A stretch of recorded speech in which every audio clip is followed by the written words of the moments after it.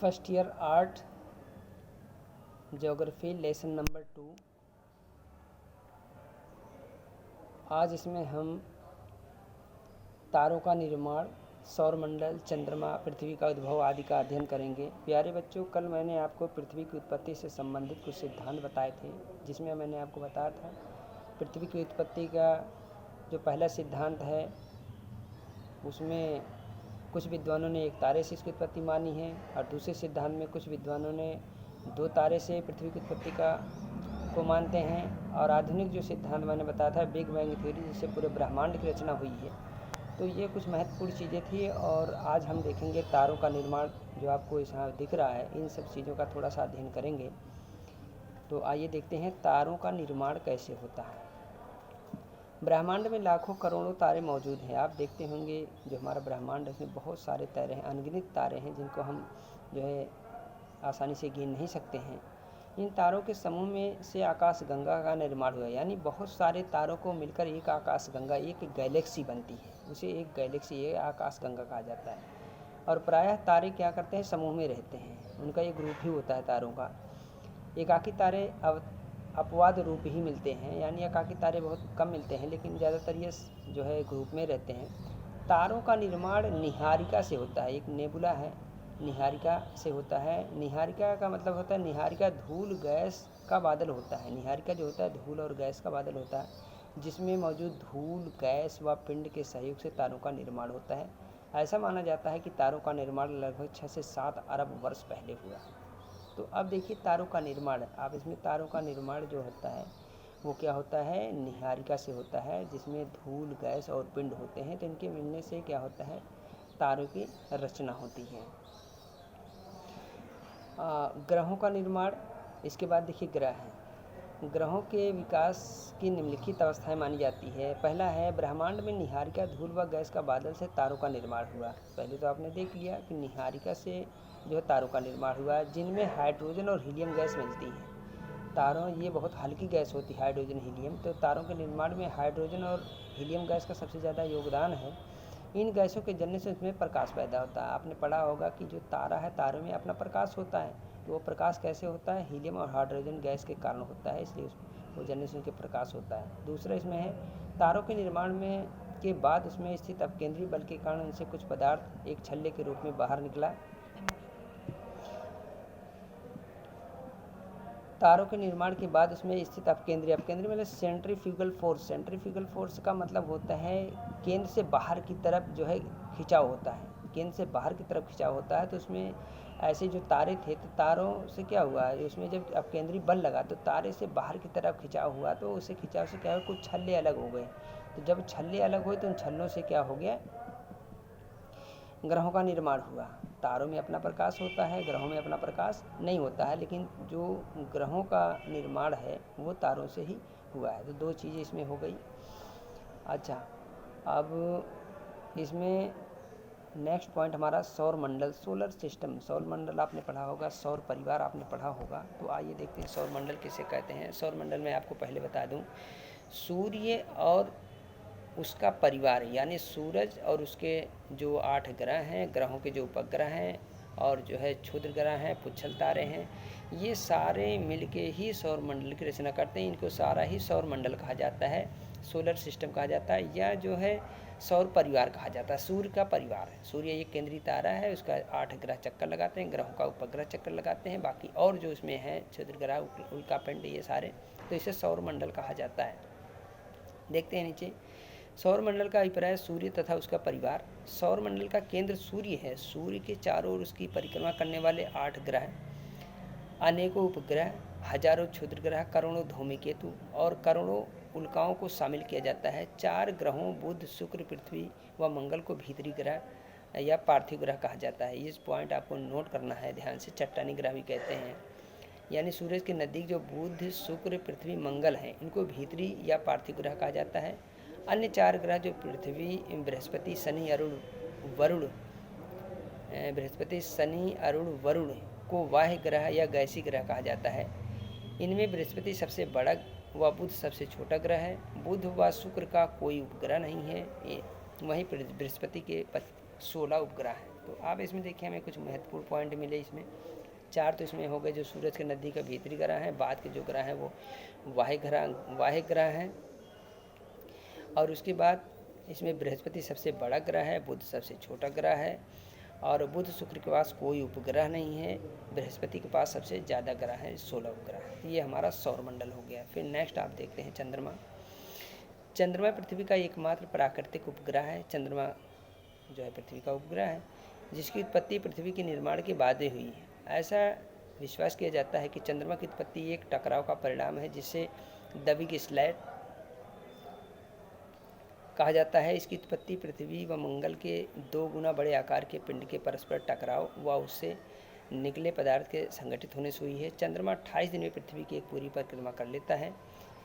यह पृथ्वी से 3,84,000 किलोमीटर दूर स्थित है। पृथ्वी पर समुद्र में ज्वार उत्पन्न करने में इसका योगदान सूर्य से ज़्यादा है।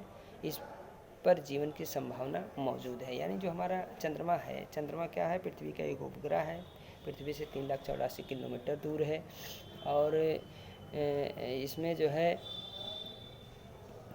जो पृथ्वी पर जो है महासागर है, महासागर में ज्वार भाटा आता है, तो ज्वार भाटा सूर्य चंद्रमा की आकर्षण शक्ति के कारण आता है। लेकिन चूँकि सूर्य बहुत ज़्यादा दूर है और चंद्रमा पृथ्वी के बहुत नज़दीक है, इसलिए ज्वार भाटा आने में सूर्य की अपेक्षा चंद्रमा का बहुत बड़ा योगदान है, ज्वार भाटा जो आता है। तो ये हो गया हमारा जो है चंद्रमा पृथ्वी की एक परिक्रमा 28 दिन में यानी लगभग 1 महीने में कर लेता है। तो 1 महीने में 15-15 दिन लग आप देखते हैं जो हमारा होता है शुक्ल पक्ष और कृष्ण पक्ष होता है, यानी 15 दिन काली रात, 15 दिन अंधेरी जो रात होती है, तो उसे मिला के लगभग 1 महीने बैठता है। और दोनों जो पक्ष होते हैं, दोनों पक्षों के पूरा हो जाने पर चंद्रमा पृथ्वी का पूरा एक चक्कर लगा देता है। तो ये हमारा चंद्रमा हो गया। फिर इसके बाद आप देखते हैं पृथ्वी का उद्भव, पृथ्वी की उत्पत्ति कैसे हुई।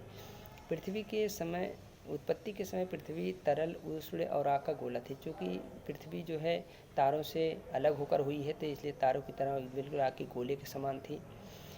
और धीरे धीरे इसकी ऊपरी परत ठंडी होने लगी। जब ये उससे अलग हो गई तो धीरे धीरे ऊपरी परत ठंडी हुई और इसका वायुमंडल विरल था। उस समय वायुमंडल विरल था, जिसमें हाइड्रोजन हीलियम गैसें मौजूद थी। वायुमंडल मतलब वायु बहुत कम थी, हाइड्रोजन और हीलियम गैस जो हल्की गैसें मौजूद थी।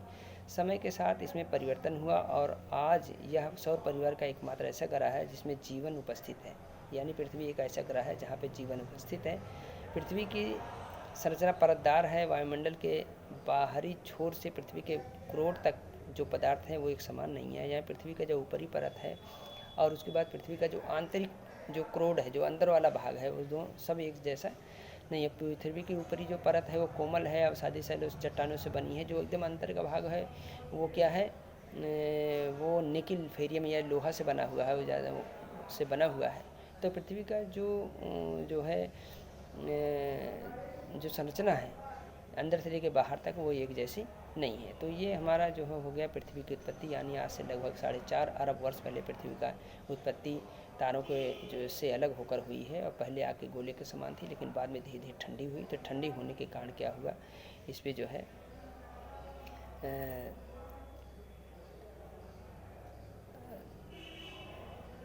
कठोर हुई, स्थल का निर्माण हुआ और इस पर जो है जीवन की सभी संभावनाएं बनी, इसलिए इस पर जीवन पाया जाता है। तो ये हो गया हमारा इस पृथ्वी की उत्पत्ति से संबंधित चीज़ें। और उसके बाद आप इसमें एक दो तीन चीज़ें और हैं, जैसे स्थल मंडल का विकास, वायुमंडल का विकास और जल मंडल का विकास। ये सब थोड़ी चीज़ें आपको ध्यान देना है। पृथ्वी की जब उत्पत्ति हुई तो यह अत्यंत तरल लावा में थी। सर्वप्रथम इसकी ऊपरी परत ठंडी होकर ठोस हुई, तब आंतरिक भाग आज भी तरल अवस्था में है। पृथ्वी की ऊपरी परत भूपर्पटी कहलाती है और भूपटल का उठा हुआ भाग स्थलमंडल, धंसा हुआ भाग जलमंडल। यह पृथ्वी का जो ऊपरी वाला भाग है वो क्या है, स्थलमंडल है। जो नीचे धंसा हुआ भाग है वो क्या हुआ, जलमंडल कहलाता है। स्थलमंडल के अंतर्गत मुख्य रूप से महाद्वीप को शामिल किया जाता है। स्थल यानी जो हमारा लिथोस्फीयर है, स्थलमंडल है, भूमि वाला भाग है, उसे जो क्या कहा जाए, महाद्वीप कहा जाता है। और जो नीचे धंसा हुआ भाग जिसमें पानी है उसको जलमंडल कहा जाता है। उत्पत्ति के समय भारी पदार्थ लोहा और निकिल, उत्पत्ति के समय जो भारी पदार्थ है, भारी जो पदार्थ लोहा और निकिल है, वो पृथ्वी के आंतरिक भाग में चले गए और हल्के पदार्थ ऑक्सीजन ऊपरी परत में रह गए। यानी हल्का पदार्थ क्या होता है, पानी में अगर कोई भारी पदार्थ डालेंगे धीरे धीरे डूब जाएगा, हल्का पदार्थ रहेगा तो ऊपर की तरफ रहेगा।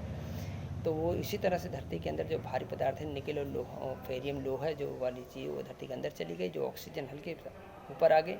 इसी कारण भूपटल के से आंतरिक भाग में जाने पर अलग अलग गुण वाली परत मिलती है। इसलिए पृथ्वी को तीन मुख्य भागों में बांटा गया है, भूपटल, मेंटिल और कोर। यानी सबसे ऊपर का भाग भूपटल है, और जो बीच वाला भाग है मेंटल है, और सबसे नीचे वाला भाग है क्रोड है, यानी आंतरिक भाग है, जहाँ पर जो है ठोस तत्व पाए जाते हैं। ये हो गया हमारा स्थल का निर्माण। इसके बाद है वायुमंडल और जल का विकास। इसमें थोड़ा सा देख लेते हैं। आरंभ में वायुमंडल में हाइड्रोजन हीलियल गैस मौजूद थी। देखिए शुरू में जब पृथ्वी का निर्माण हुआ तो उसमें क्या थी, हाइड्रोजन हीलियम। मैंने पहले आपको बताया हाइड्रोजन हीलियम जो सबसे हल्की गैस होती है। लेकिन पृथ्वी के ठंडे होकर ठोस होने के बाद आंतरिक भाग में जलवाष्प, नाइट्रोजन, कार्बन डाइऑक्साइड व ऑक्सीजन गैस वायुमंडल से मुक्त हुई। जब ये ठोस हुई तो ये सारी गैसें वायुमंडल इसमें पृथ्वी से क्या हुई, मुक्त हुई, बाहर आई। चूँकि ये भारी गैसें थी इसलिए पृथ्वी के निचले स्तर में संगठित हो गई, जबकि हल्की गैसें हीलियम, हाइड्रोजन, नियान आदि ऊपरी स्तर पर संगठित हुई। ज्वालामुखी क्रिया से वायुमंडल में जलवाष्प की मात्रा में वृद्धि होने लगी। अधिक ऊंचाई पर जलवाष्प का संघनन यानी जल का द्रव में रूप में बदलना की प्रक्रिया द्वारा व्यापक वर्षा हुई, जिससे जलमंडल महासागरों का विकास हुआ। और महाद्वीपों पर वर्षा व उनकी नदियों के माध्यम से समुद्र में अपने जल को गिरने से महासागरों का विस्तार हुआ। और महासागरों का निर्माण आज से 400 करोड़ वर्ष से पहले हुआ। तो इस तरह से देखिए क्या है, हमने इसमें देख लिया तारों का निर्माण कैसे हुआ, ग्रहों का निर्माण कैसे हुआ, और जो है सौरमंडल है, चंद्रमा है, पृथ्वी का उद्भव है, फिर स्थल का विकास हुआ, फिर वायुमंडल और जल का विकास हुआ। तो जब इतनी चीज़ों का निर्माण हुआ तब जाके एट लास्ट में जीवन की उत्पत्ति हुई, क्योंकि जीवन की उत्पत्ति के लिए स्थल, जल और वायु ये 3 चीज़ें ज़रूरी है। तो सबसे पहले जब पृथ्वी की उत्पत्ति हुई तो पृथ्वी क्या हुई, धीरे धीरे ठंडी होकर कठोर हुई, स्थलमंडल का निर्माण हुआ, स्थलमंडल का निर्माण होने के बाद फिर इसमें वायुमंडल का निर्माण हुआ, वायुमंडल का निर्माण होने के बाद इसमें जलमंडल का निर्माण हुआ। तो वायु और जल और स्थल इन 3 चीज़ों की रचना हो गई। तो ये जीवन की उत्पत्ति के लिए कंडीशन पहले पैदा हो गई। उसके बाद तब जाकर इस धरती पर सबसे पहले पानी में रहने वाले रीढ़ विहीन जानवरों की उत्पत्ति हुई, और फिर ये जीवन की उत्पत्ति का क्रम बहुत तेज़ से आगे बढ़ा, और वो आगे चलकर जो आधुनिक युग है मानव के रूप में परिणित हुआ। तो इस तरह से इस धरती पर जीवन की उत्पत्ति हुई है। तो ये मैंने भूगोल के जो दूसरा अध्याय है पृथ्वी की उत्पत्ति और विकास के बारे में थोड़ा जो डिटेल था वो हमने आपको बता दिया है। बाकी इस किताब में भी दिया हुआ है, मैंने जो इसमें दिया हुआ है इसमें भी है। तो ये चीज़ें आप ध्यानपूर्वक पढ़ लीजिए, अपना एक कंसेप्ट जो है बना लीजिए कि इस तरह से पृथ्वी की और जो ग्रह है, सौरमंडल है, की रचना हुई है, एक क्लियर कर लीजिए।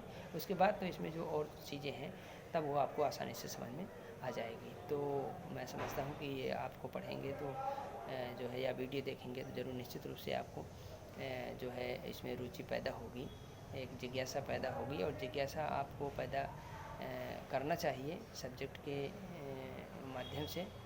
ये आपके लिए बहुत उपयोगी है। तो आज की वीडियो में बस इतना ही। नेक्स्ट वीडियो में आपको इसके आगे की जो चीज़ें हैं वो बताई जाएगी।